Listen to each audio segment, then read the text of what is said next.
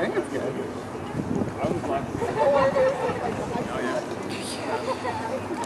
Alrighty. Thank you everyone for coming to our Trans Solidarity Rally. We want to begin by acknowledging the traditional territory of the neutral Anishinaabe and Haudenosaunee peoples on which Wilfrid Laurier University's campuses sit and which we are currently occupying. This land is part of the Dish with One Spoon Treaty and is governed by the Haldeman Tract Proclamation, which promised 6 miles on either side of the Grand River to be the traditional territory of the Haudenosaunee in 1784. Since this time, 95% of this land has been stolen through the ongoing colonial occupation of Turtle Island, and we are currently complicit in this colonial occupation. Only 5% of this land remains the traditional territory of Six Nations at the reserve. So it's really important for those of us who are non-Indigenous to Turtle Island to reflect on our relationships to the land and to Indigenous people, and to practice trans solidarity in a framework that also includes Indigenous solidarity and Indigenous sovereignty. It's important for us to understand that the forms of gender that are particularly oppressive of trans folks are colonial constructs that were imposed upon this land. And so it's really important that we work to center the voices of Indigenous trans people and Two-Spirit people in our trans solidarity work. It's also really important for us to reflect on the ways in which we uphold colonial institutions and understanding that our work to do trans solidarity at Wilfrid Laurier University, which is a colonial university on Turtle Island, may also perpetuate these systems of colonial violence that we are complicit in. And so we need to do trans solidarity work within this context, but also find ways to exist outside of colonial institutions as well. So, with that said, I wanted to go over a few housekeeping things. My name is Toby Finley. I'm a trans non-binary student on this campus. My pronouns are they and them. This rally has been called by the Trans Justice Collective, which is a collective of trans and non-binary folks and folks working in solidarity who are really working to try and create a culture where trans students' voices can be heard and where we can challenge transphobia at Laurier and beyond. This rally, there's obviously thank you all for coming so much. I just wanted to go over a few ground rules, or some basic instructions for what's going to happen. We have a list of speakers who are going to speak to you all today, and it includes a group of students and staff at Laurier who are trans or non-binary, as well as faculty who have been working really hard to stand in solidarity with trans, non-binary, and gender diverse students. We'll also have some statements of solidarity from various campus organizations, including the MSA, so the Muslim Students Association, the Association of Black Students, and the Center for Women and Trans People. And then that sort of will be the general framework for what we have today. We have some great drumming also provided by the crew that you were experiencing before as well. If you're here from the press, or if anyone from the press is here, we encourage you to please listen to the speakers as they share with you today, because they have a lot of really important perspective to offer. And then if you have further questions, you can approach anyone who speaks during the rally for further questioning afterwards, as long as they consent to participate in that process. In relation to safety, there's a few things that we just want to cover before we get started. First, if at any point you're feeling impacted by anything that's being discussed, we have two active listeners who are available, who are just over here, Sarah Scanlon and Haley Moody. So if you need any support at any time, you can go and talk to them. The Rainbow Center is also open as a decompression space that folks can access, and it has staff in it who can provide support as well for folks who need. We also, in terms of safety, if anyone is coming who might be antagonistic to the rally or to trans folks, we have some folks who are available to help with sort of de-escalation and just sort of maintaining this as a safe space for everyone. So folks who are wearing armbands can be talked to. Hannah is over here, so they can help to intervene in those kinds of situations if they come up. Also, if the police have any questions, you can also direct them to Hannah as well.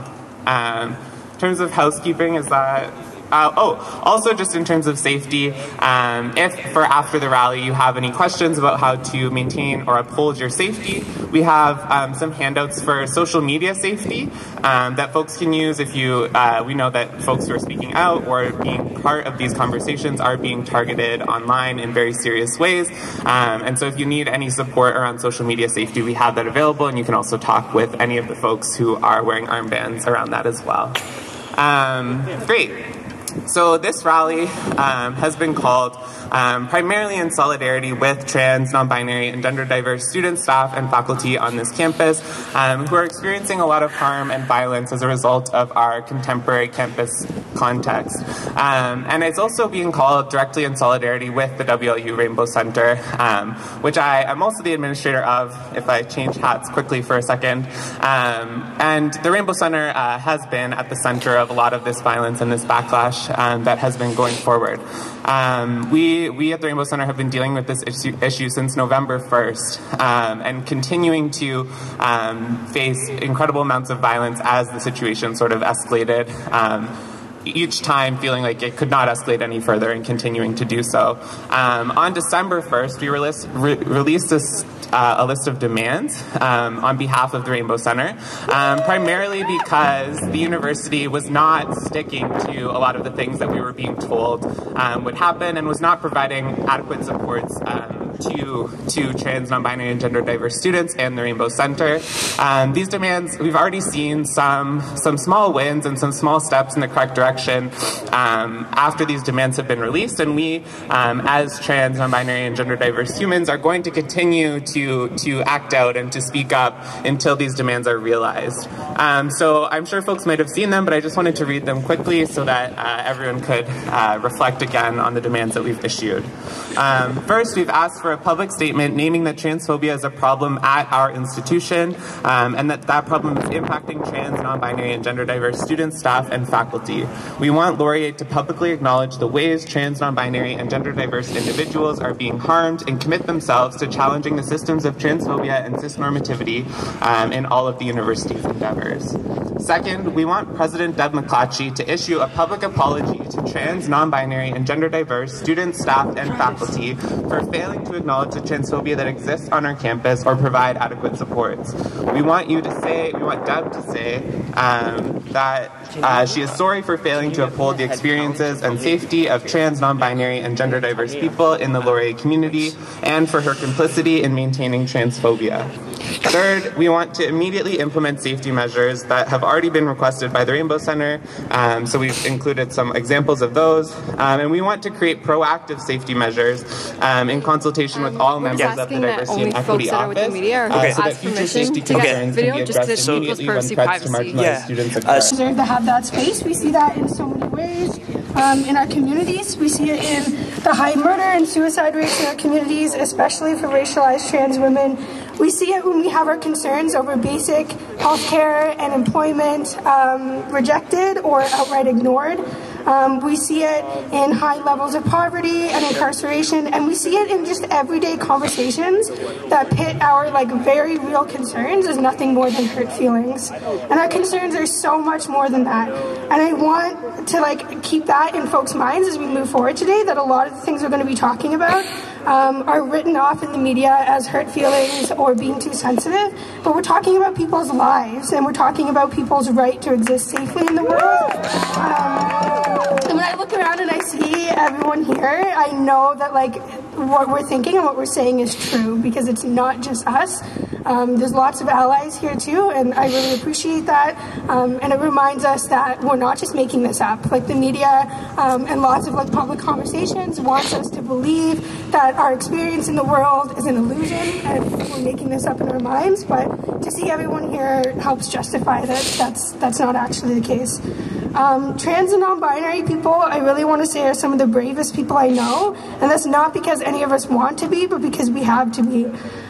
Most times we have no other option, and I know it's hard, and I've seen over the last month how worn down and burnt out and tired some of the people I care about the most are getting, and it's so hard to see people being put in that position.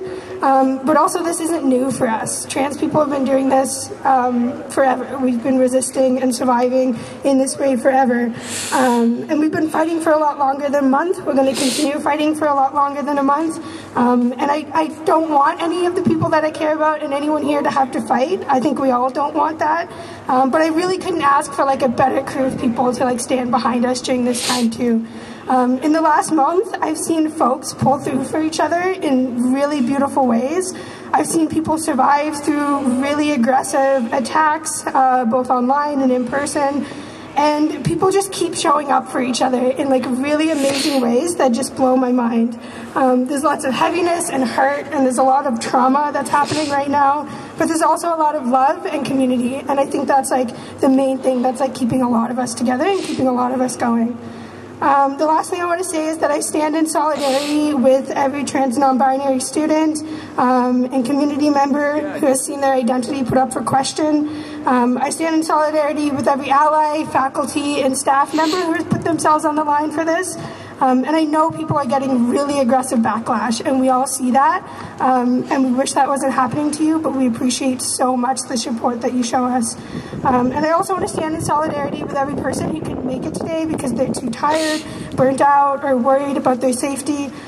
These are all valid reasons that keep a lot of us at home and keep a lot of us away from these public events. And we want to keep those folks in our minds too, because they're just as important, and their resistance is just as important in this whole movement. Resistance can look a lot of different ways. It can look like folks being here today. It can look like calling folks out when you hear really problematic things being said. But it can also just look like surviving. So whatever that looks like for you, and whatever resistance looks like for you, I support you and I see you, and you're so loved. Thank you.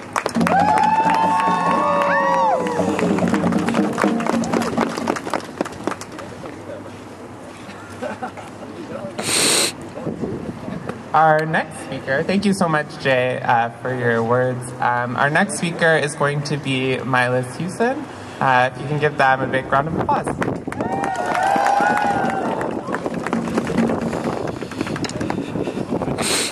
Good afternoon. My name is Milas. My pronouns are they and them. I've been a student on this campus for 3.5 years. I've been out for less than 2 of those years, but I have, in that time, not just the years that I've been out, but the years that I haven't been, I have experienced transphobia. Transphobia here is not an isolated incident this semester. It's a systemic and institutionalized form of violence. It's not limited to just this one incident, one outlier. It has always been here. It's just now we're making it visible. So much has happened since November 1st. No one knew that it was going to turn out like this. But bringing transphobia to light is so important in the climate that we're experiencing. It's not just limited to Laurier. It's not limited to Waterloo. It's not even Ontario or just Canada. It's a worldwide trend, and the time to end silence is now.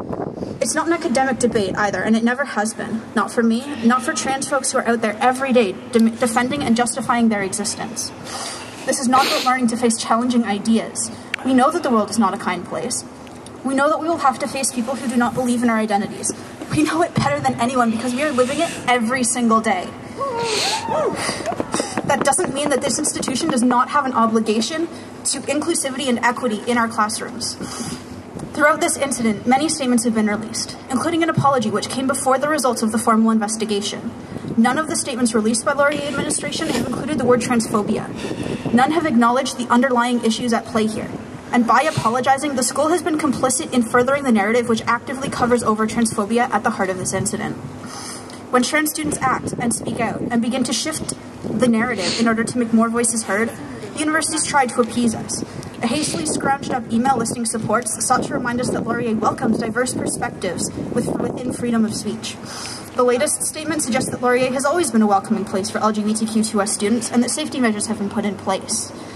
Neither of these statements name transphobia, nor are they an apology for the impact which the administration's mishandling of this incident has had on trans students, staff, and faculty. They've been an attempt to remind us what we owe to this institution for being so welcoming, but it only covers up and denies the systemic ways in which transphobia is perpetuated. We are owed an acknowledgement, and we are owed an apology. After what this administration has put us through, a sincere apology with an attempt at using the proper terminology is vital to moving forward. As for these promised safety measures, the ones we have achieved, we have advocated for and organized ourselves. The Rainbow Center and the entire DEO have been facing backlash in our centers, in our emails, in our Facebook comments, our messages. The supports we have received have come out to be fought hard to see them implemented.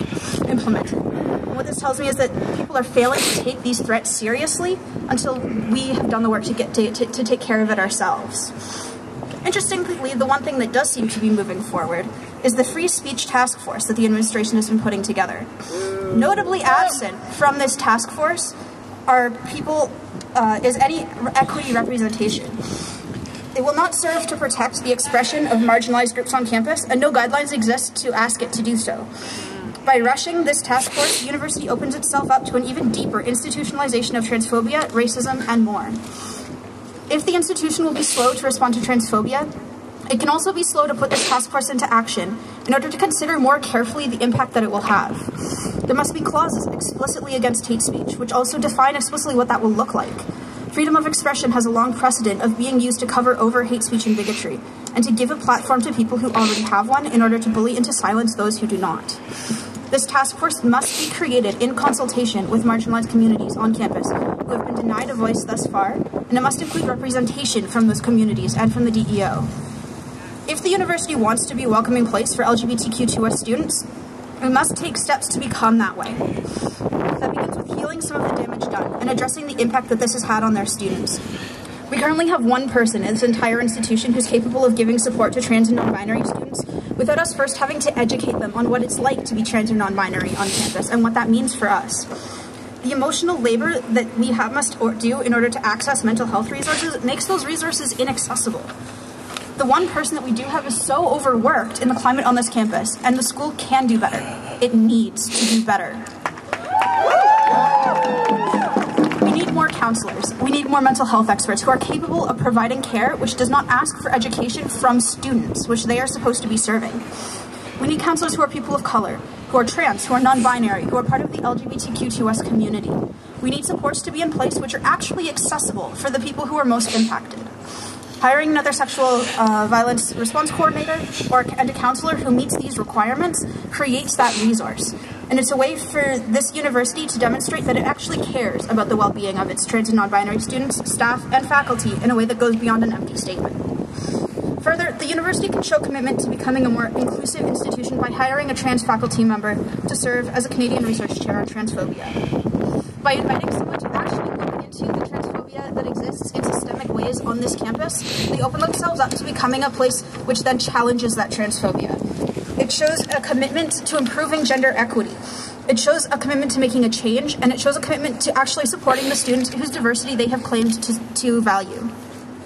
Finally, the institution needs to show that they're willing to learn from this. By setting aside a fund for trans education, by paying trans and non-binary facilitators to make that happen, they can create opportunities for education. They can create opportunities for this dialogue that this university so sorely needs but has not gone about in the right way. And they can avoid the violence which is perpetrated when these discussions and this dialogue happens in an environment which is not safe for trans and non-binary people. This institution has denied the deep-rooted problems it faces, and it's tried to cover them up. Now it needs to face the truth, and it needs to address the violence that it has perpetrated against its marginalized students. Trans people are valid. Trans people deserve an apology. Trans people deserve justice.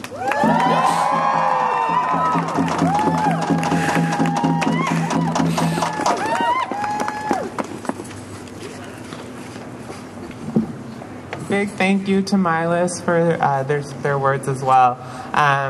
Next, we're going to have Ethan Jackson come to speak. Give them a big round of applause. Okay, all right. Actually, I'm 10013740. If that'll say anything to you, I've been here for a very fucking long time, and I'm really pissed off. So I wanted to just take a moment. I identify as a transmasculine person. I am a TA. I am in the communication studies department. My students are also part of the people who are impacted by this. Our department is impacted by this. There are so many queer and trans and non-binary and gender diverse people within our departments that don't feel safe in our working environments. They don't feel safe to teach. They don't feel safe to have their door open because they're afraid of backlash. They're afraid of students coming in, saying the wrong thing, secretly recording them, and making another mass media witch hunt. And so that's really un-okay. So, what do I want to talk about? I wanted to really talk about how it fucking sucks. Laurier, what happened? I remember 4 years ago, what year is it? In 2013, December 6th, myself and a bunch of colleagues who were some of them are here today, we called out Wilfrid Laurier University for their lack of gender-based violence support and staff and resources. And 4 years ago, it took them 2.5 fucking years to make a task force. 2.5 fucking years to make policy. And in 2.5 fucking weeks, they made this fucking task force. This is how I'm sorry. I must say, don't quote me on that, okay? Thank you. It's off the record. But it took them 2.5 weeks. What does that say about the priorities that this administration has in supporting and acknowledging the ways in which non-binary, trans people, and gender-diverse people exist and feel safe in these hallowed halls? What does that say? And also, my feet are very cold, so I'm sorry. But I really wanted to acknowledge that we do need an apology from our fearless leader, Deborah McClatchy. We do need it, but what I also want to do is recognize that we need actionable words. Because if anybody wasted 2 minutes of their life and saw that 100 Years of Free Speech YouTube video, you'd recognize that that was fucked up. What is that? 100 years of free speech? 100 years ago, like, there was enslavement. Like, women couldn't even vote. Like, 100 years of free speech? What does that mean in these hallowed halls? But with that, I want to recognize, because part of what I do here is I study communication, I study affect, I study emotions, and you can see the fear in Deborah McClatchy's eyes. So I want to say that she should be scared. Look at this. You're great. Yeah. There's so much that she should be scared of because we have so much power and resistance. But then I also want to recognize, who is she representing? It's the Board of Governors, the administration. And I want institutional and systemic change that will make a difference. Not just a fucking sorry, because what are you sorry for? Hashtag sorry, not sorry. Wait, is it this? I don't know what kids do anymore. 100. So, what I want is institutional and systemic change, because I want my faculty, my colleagues, my peers, my students to feel safe and go into classrooms to learn and engage in the curriculums. So what I want is to have the Board of Governors have systemic and institutional anti-oppressive training and to apologize on behalf of their own fucking idiocy. Yeah. But with that, I also wanted to note that I have overheard a lot of different people talk about our fearless leader, Deborah McClatchy, and they have issued some kind of sexist shit, and that's not okay too. That is not the kind of Laurier that I want to be a part of either. So I don't want to fight violence with violence in that kind of way, but I do agree that violence is okay in particular ways. But not like that, okay? Not like that. Okay, great. But with that, with institutional and systemic changes, as graduate students, when we are in a classroom, we are considered an employee. But when we are hailed into meetings, we're considered a student. Where are we and where are our rights to teach and learn in these academic environments? So what I'm going to be asking for, if there's any graduate students here, any PhD students, anybody who's in multi-campuses, is that we want to move for unionization. And what this unionization will offer us to have security, safety, and have a collective agreement, so other instances where problematic people go into our classrooms and use their power dynamics to engage in unequitably, unfair, unshit shit that invalidates trans, non-binary, and gender-diverse people within the classroom happen again, because that's pissed. So, without further ado, I wanted to thank you, but in order for me to feel safe in this campus after 7.5, 8 years, I don't know what year it is. Yeah, thank you. I need systemic and institutional change, and part of this is coming out. So thank you so much for braving the cold, and thank you so much to the Rainbow Center, Ellis Burr, the GSA, who has helped offer us some nice, tasty, warm beverages. Thank you so much. But without that, I want to say thank you so much for coming.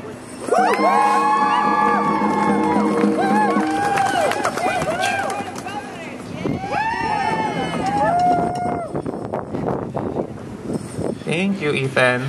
Our next speaker is going to be Kira Williams, who's a PhD student here at Laurier.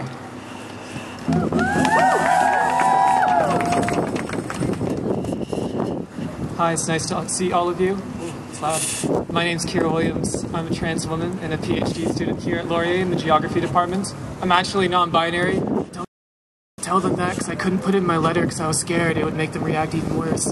My pronouns are they, them. I'm genderqueer. It's pretty great. It's great to see so much fabulous queer out here, and I'm so grateful to be surrounded by friends and supporters. So thank you, regardless of where you came from or why. And I also want to give a big thank you to the Rainbow Center, and also to Toby Finley and Greg Bird, who've been doing so much work on this, honestly, because it's been really hard to have to keep up with all of this. And as you may or may not know, I personally wrote a letter about this, actually, to the president. And after I wrote that letter, I basically got a lot of hate as well in my emails, hundreds of comments on tweets, and I think you can just imagine the kind of things people would say to me. Much of it was transphobic and violent. And it's so funny, you know, almost ironic that we have this debate on free speech, but I really wonder who is it that doesn't have free speech? Is it Lindsay Shepherd? Or is it the trans people who are silenced here, the non-binary people who are silenced here today?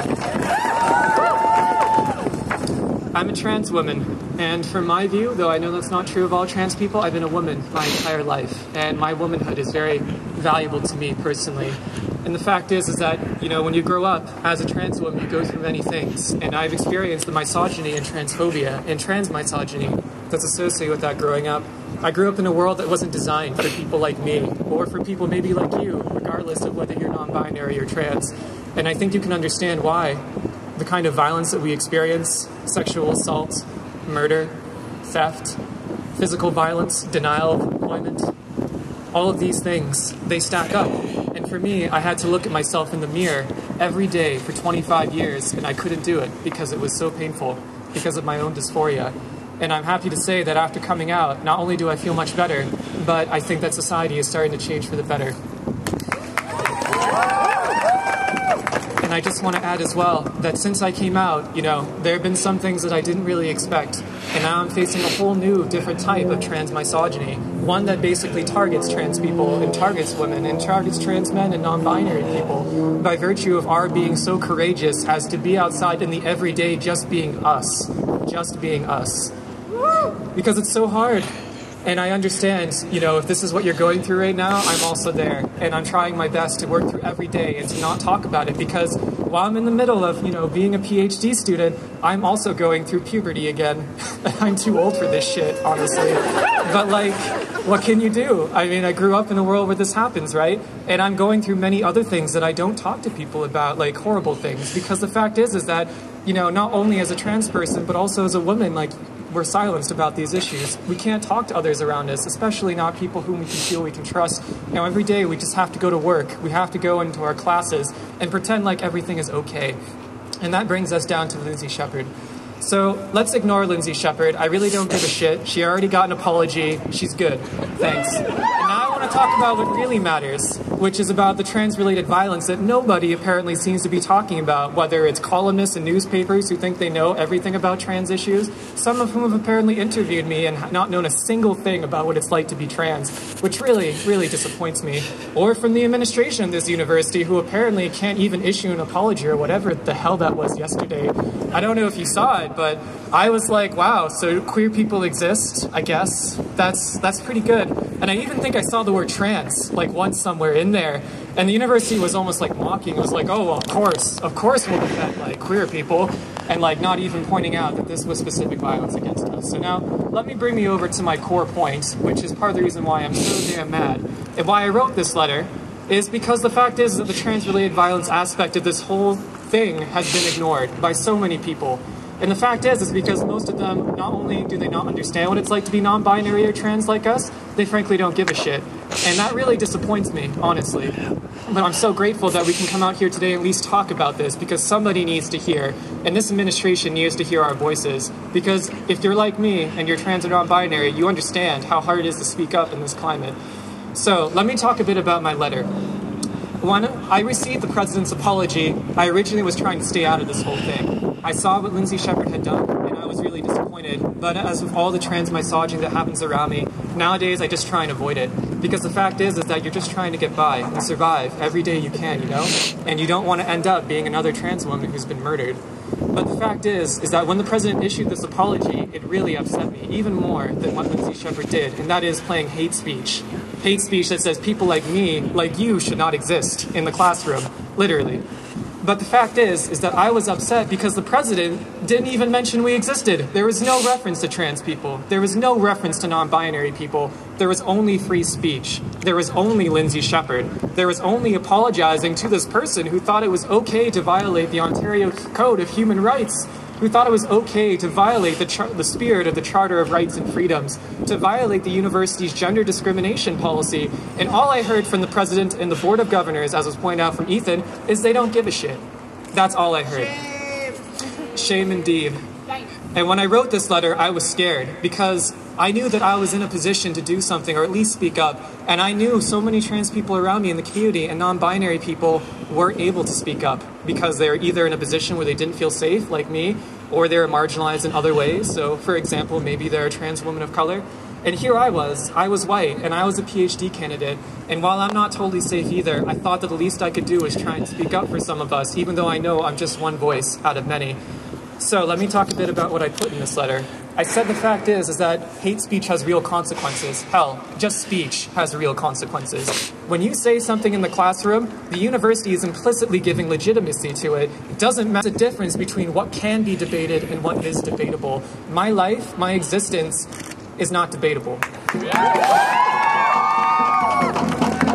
And the fact, thank you, and the fact that apparently nobody seems to care in this administration that it was indeed my life that was up for debate, because I'm somebody who uses they, them pronouns, for example. Jordan Peterson is speaking to me, for example. That really hurt.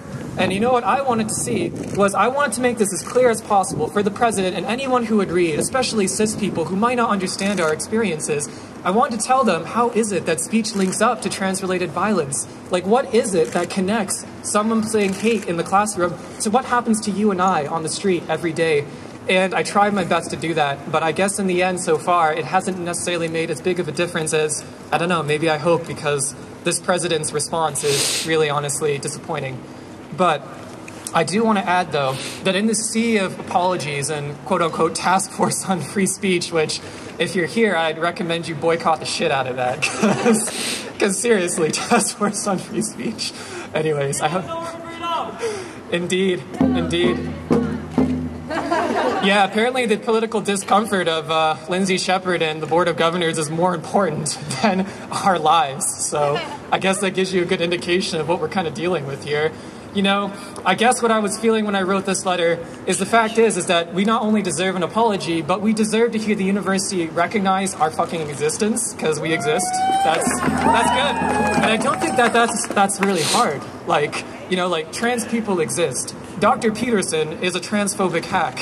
Having his words in the classroom causes violence against others. The university guarantees it will enforce its gender discrimination policy so that no acts of transphobia occur on campus. And we are taking the following steps to do this. Like, do I need to write this letter for you? Jeez. Anyways, so what I was really fucking pissed about is that, again, there was no apology. There wasn't even a mention that we exist, and of course we do. But on the other hand, the administration just seems to do nothing. They sent this weird-ass letter last week that basically said there are other resources, like mental health, which takes days, by the way, to get a response to. So even if you want to get help on this issue, you're going to be waiting a while. And when you're like me, that might be really hard. And on the other hand, there's the campus police. By the way, like, I have difficulty trusting because I had bad experiences with the police. So, I mean, no offense, like, police do things, but the fact is I just have difficulty trusting it. So, I mean, these other resources, which were not even stated concretely in this new letter, are totally unclear. And creating a task force on free speech just totally obfuscates this issue. Free speech is a distraction. Free speech is about the ability to make speech.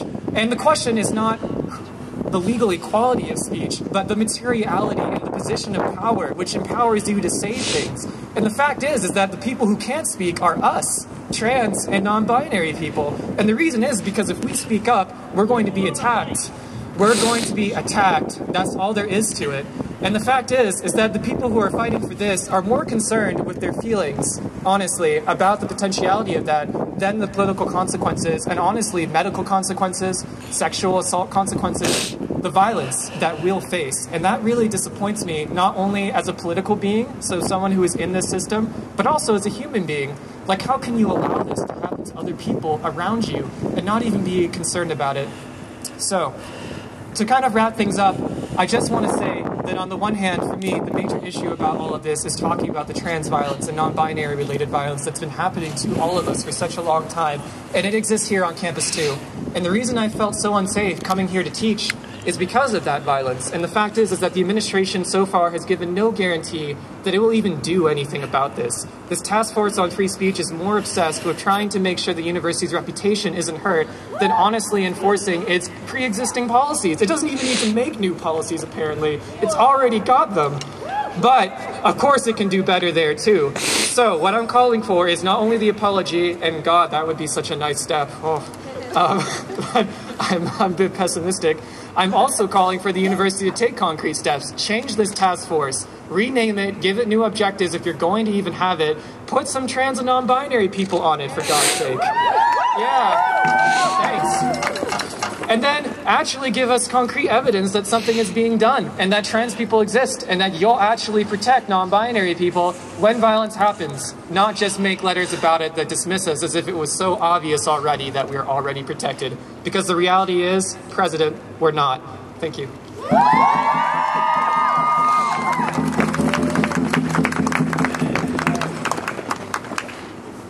Thank you, Kira. We're so incredibly lucky on this campus to have so many like powerful and inspiring trans and non-binary voices who are brave enough to stand here and speak to us. We're going to shift a little bit for a moment and have some statements from the faculty who have really been working behind the scenes and on the front line on these issues. So I'll start by introducing Dr. Greg Bird.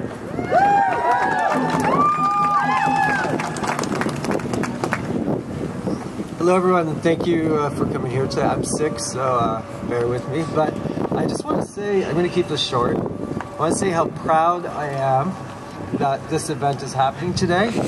I know what challenges have happened behind the scene, how silencing everything has been, the bullying, harassment, and treatment by some people who are standing right there are not intimidating us. Sorry, did you and we are sick and tired of this stuff. I don't even go to this school, man. Chill. What has happened in the last 3 weeks has been one of the uglier sides of our society. Against public I grew up as a gay child, being beaten up, being harassed, being bullied, in high school, beaten up again.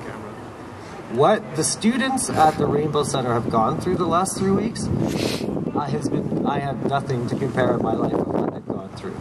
But I have learned so much from how strong and fierce they are and how much it has taken for them to stand up and continue to fight back against this intolerance.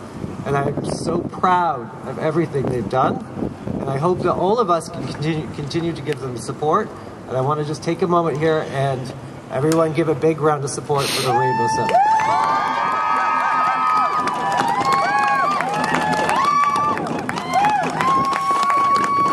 Continue to give us support as we go forward with this movement.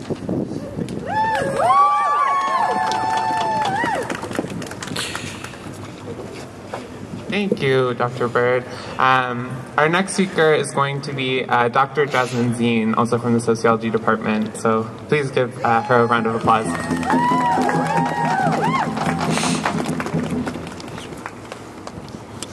I want to thank the organizers for inviting me to say a few words of support and solidarity. And I want to begin by saying that there may be snow, but there are no snowflakes here today. I want to begin by commending the courage and resilience of students of conscience on this campus. Your commitment to social justice is a testament to the values we should be encouraging at all institutions of higher education. Here in this space, you have the freedom of assembly and the freedom of expression, despite attempts to silence you through threats, denial, and intimidation. We stand with you in solidarity and alliance against the spread of neo-fascism on university campuses. Bigotry and hate cannot be camouflaged as free speech.